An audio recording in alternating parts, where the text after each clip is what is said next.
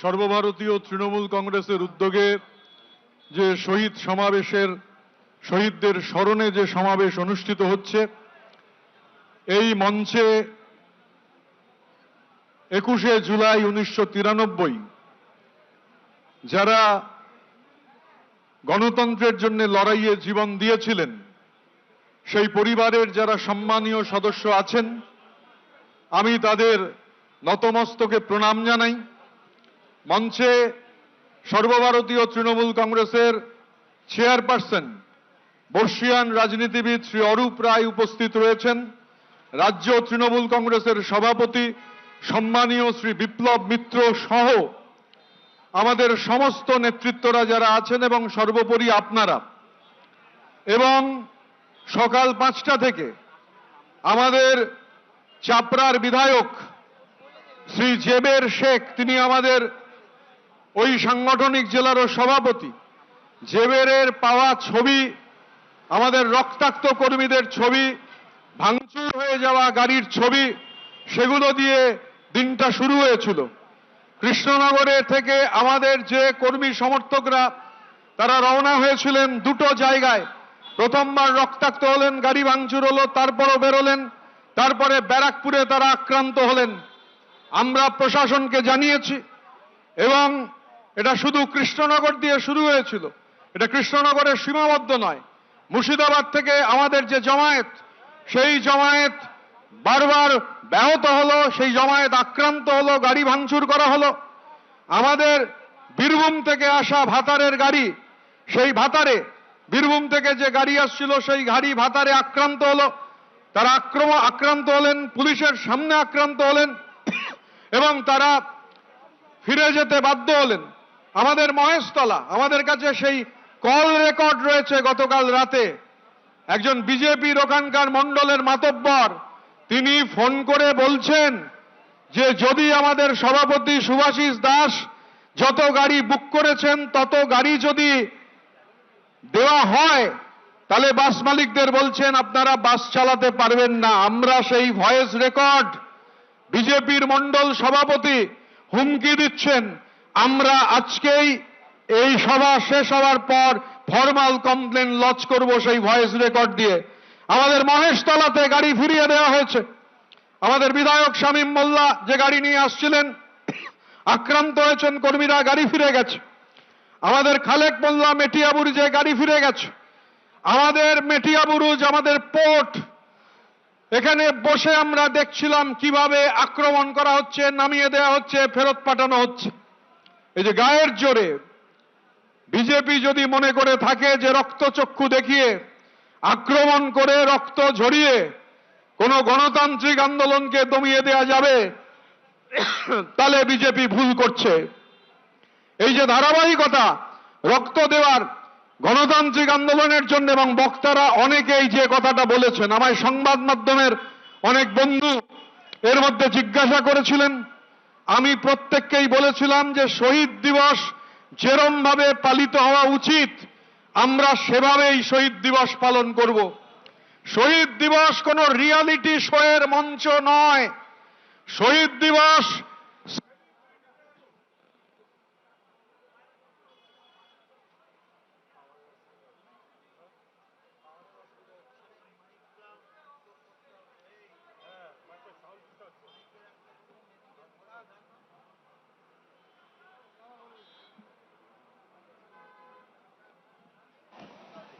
Hello hello hello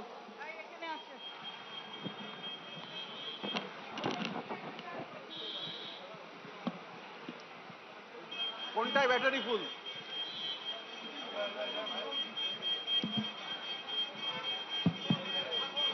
যে কথা বলছিলাম, শহীদ দিবস কোন রিয়ালিটি শো এর মঞ্চ নয়। শহীদ দিবস তথাকথিত সেলিব্রিটিদের বাস থেকে নামিয়ে প্যারেড করাবার মঞ্চ নয়।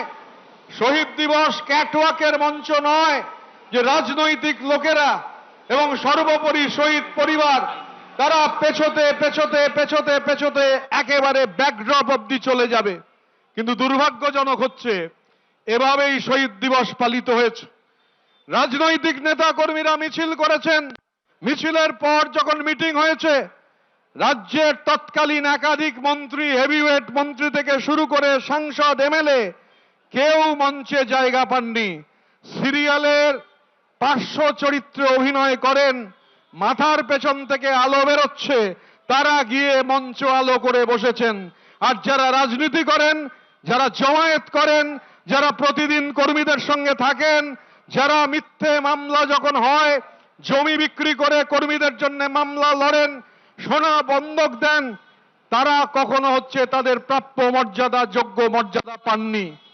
আর এই যে শহীদ দিবস, যে শহীদদের রক্তের ওপর ভিত্তি করে এই আন্দোলন, সেই আন্দোলন থেকে নেতা নেত্রী, সেই আন্দোলন থেকে একটা গোটা লড়াই, সেই আন্দোলন থেকে ভিত্তি করে 15 বছরের সরকার গতকাল পশ্চিমবঙ্গের বিধানসভায় যে 21শে জুলাইয়ের চ্যাটার্জি কমিশনের রিপোর্ট প্রকাশ হয়েছে, তা অনেক প্রশ্নের জন্ম দিয়েছে।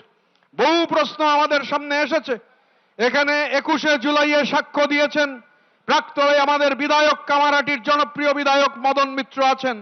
ফ্লোর অফ দ্য হাউসে বলেছেন, এই যে সাক্ষ্য গ্রহণ হয়েছিল, সাক্ষ্য গ্রহণ যখন হয়, সাক্ষ্য গ্রহণ যারা করে দিয়েছিলেন রাজ্যের প্রাক্তন মুখ্যমন্ত্রী বাদ দিয়ে বাকি সবাইকে সাক্ষ্য দেওয়ার জন্য ডাকা হয়েছিল।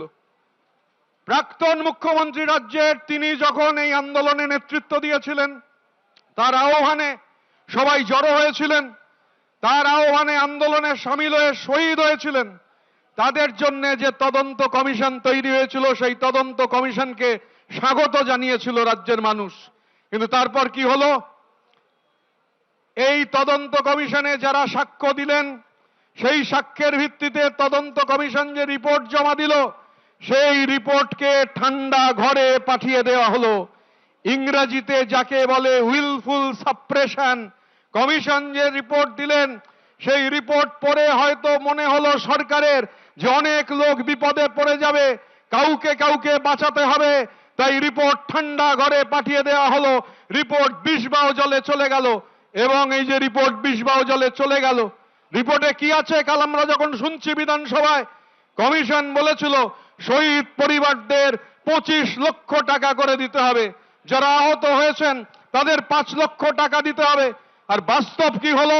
শহীদ পরিবারদের হাতে 2 লক্ষ টাকা দেওয়া হলো, যারা আহত হয়েছেন তাদের হাতে 15,000 টাকা দেওয়া হলো। এখন এই ভাবের ঘরে চুরি কেন? প্লেইং টু দ্য গ্যালারি কেন? কমিশন গঠিত হোক, কিন্তু কমিশন গঠিত হয়ে সেই রিপোর্ট যদি চেপে দেওয়ার ব্যবস্থা হয়, তাহলে তদন্ত কমিশনের কোনো মানে থাকে না। সমস্ত সম্মান নিয়ে আমি রাজ্যের প্রাক্তন মুখ্যমন্ত্রীর কাছে জানতে চাই, দিদি কেন এই তদন্ত কমিশনের রিপোর্ট আপনি প্রকাশ করলেন না? কি বাধা ছিল? কাদের বাঁচাবার ছিল? কেন এই তদন্ত কমিশনের রিপোর্ট রাজ্যের মানুষের সামনে এলো না? নতুন করে সরকার বলছে আমরা সরকারের বিরোধী, কিন্তু সরকারের এই কথা আমাদেরও মনে হয়েছে এটা গণতন্ত্রের জন্য স্বাস্থ্যকর।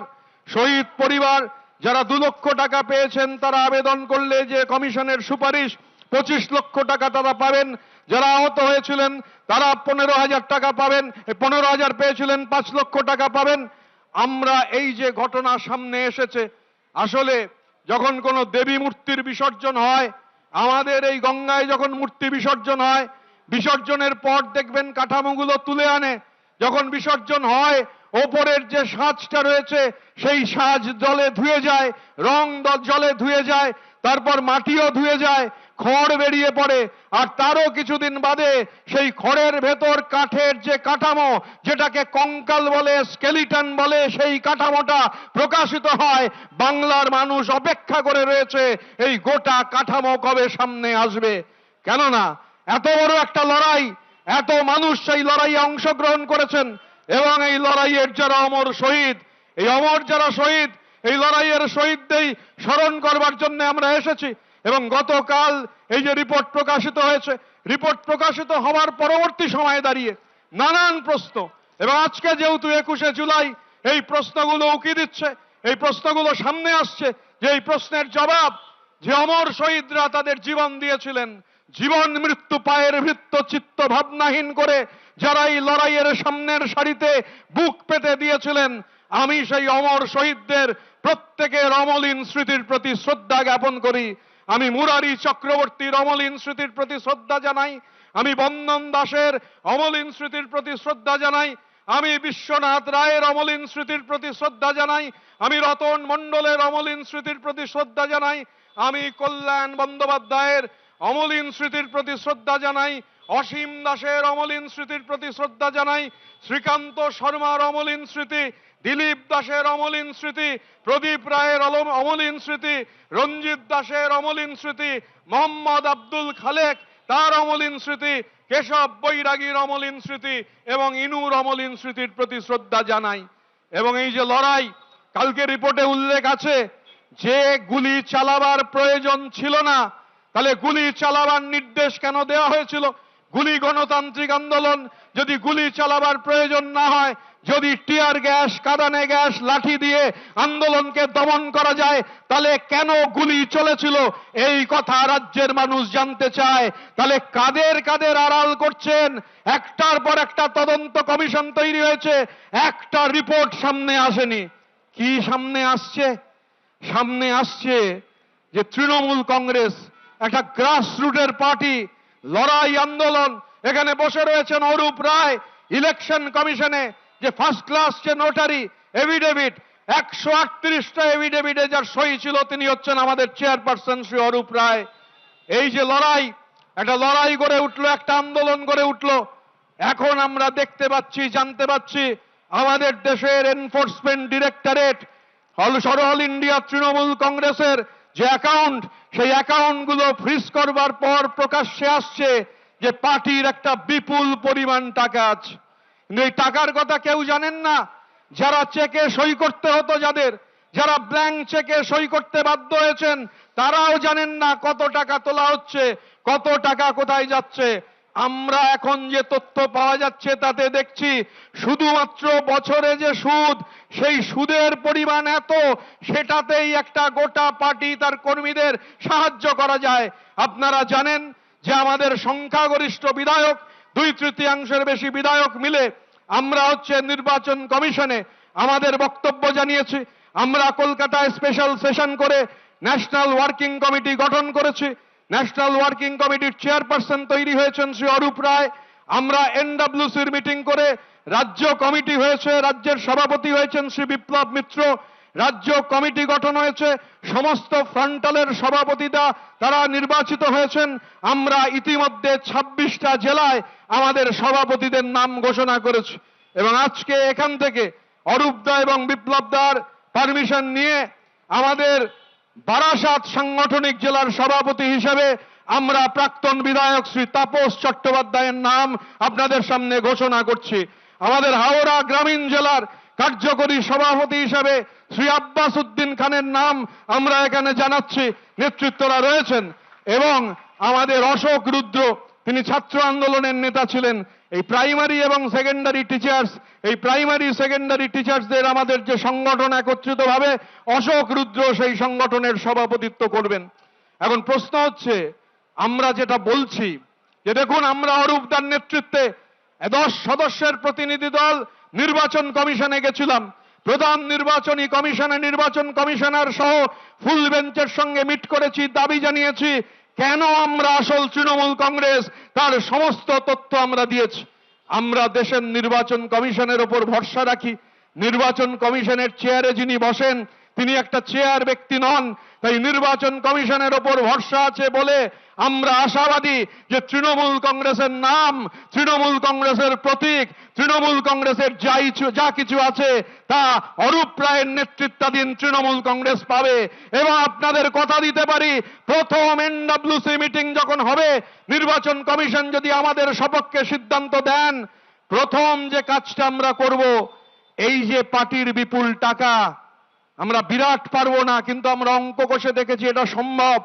যত শহীদ পরিবার আছেন, প্রতিটা শহীদ পরিবারের অ্যাকাউন্টে 21শে জুলাইয়ের যত শহীদ পরিবার, সেই সমস্ত শহীদ পরিবারের অ্যাকাউন্টে প্রতি মাসে অল ইন্ডিয়া তৃণমূল কংগ্রেসের অ্যাকাউন্ট থেকে 10,000 করে টাকা পৌঁছে যাবে। প্রতি মাসে 21শে জুলাইয়ের শহীদ পরিবাররা 10,000 করে টাকা পাবেন, কারণ এই টাকা তাদের জন্য খরচ হওয়ার কথা। এখানে জয়দেব হালদার আমাদের বিধায়ক বিঘের পর বিঘে জমি বেচেছেন, বিক্রি করেছেন কেন? চৌঠা মের পর যে কর্মীরা আক্রান্ত হচ্ছেন তাদের মামলা লড়তে। আমাদের হাওড়া গ্রামীণের লড়াকু বিধায়ক সভাপতি রাজা সেন, তিনি হচ্ছে সোনা বন্ধক রেখেছেন, আমরা তার সাক্ষী। আমাদের বিধায়ক আছেন সমীর পাঁজা, এখনো অবধি বাড়ি যেতে পারেননি। যারা ওই সেটিং এর তত্ত্ব বলছেন আমাদের বিধায়করা আক্রান্ত, আমি তো তালিকা দিয়ে দিলাম সকালে, এবং সমস্ত ছবি এবং ভিডিও সহ আমরা প্রশাসনের দ্বারস্থ হব। বিজেপির গুন্ডারা তারা আক্রমণ চালিয়েছে। আর যে কথা না বললেই নয়, তাহলে এই যে পার্টির এত টাকা, এই টাকা গেল কোথায়? 1,000 কোটি টাকার ওপর তো বার্ষিক সুদ, বছরে খালি যে সুদ পাওয়া যায় তার পরিমাণ 1,000 কোটি টাকার ওপর। কোন কর্মীর কাছে এই টাকা গেছে? যদি হিম্মত থাকে প্রকাশ্যে শ্বেতপত্র টাঙিয়ে বলুন যে কোন কর্মী এই 1,000 কোটি টাকার বেশি যে সুদ আছে সেই টাকা তাদের কাছে পৌঁছেছে। টাকা খালি ব্যবহার হয় আকাশে চক্কর কাটতে। তৃণমূলের 4 টাকার 1 টাকা ওই বাগরোলের জন্য খরচ হয়, যিনি 30B হরিশ চ্যাটার্জি স্ট্রিটের উঠোনের অভয়ারণ্যের বাইরে থেকে আর বেরোতে পারেন না ডিম খাওয়ার ভয়ে। দিদি বলেছিলেন বাঘ বাঘের মতো লড়াই করছে, আমরা বলি বাঘ ডিম খায় না। কিন্তু দক্ষিণ 24 পরগনা অদ্ভুত জেলা, একদিকে হচ্ছে মেট্রো রেল ঢুকছে, অন্যদিক থেকে বাঘ বেরোচ্ছে। সেই জেলায় শুধু রয়্যাল বেঙ্গল টাইগার নেই, ব্যাঘ্র প্রজাতির আরো প্রাণী আছে, বাগরোল আছে, ভামবিড়াল আছে, বনবিড়াল আছে। বাঘ হচ্ছে ডিম খায় না, কিন্তু বাগরোল, বনবিড়াল, ভামবিড়ালেরা ডিম খায়। বাঘের ডিম খাওয়ার ভয় নেই, তাই যিনি ডিম খাওয়ার জন্য বেরোতে চাইছেন না আদালতকে বলছেন ডিম খাওয়া আটকাতে হবে। আমরা বলছি উনি বাগরোল, কারণ বাগরোল ডিম খায়, বাঘ ডিম খায় না। ভুল করে বাগরোলকে বাঘ বলে দেওয়া হয়ে গেছে।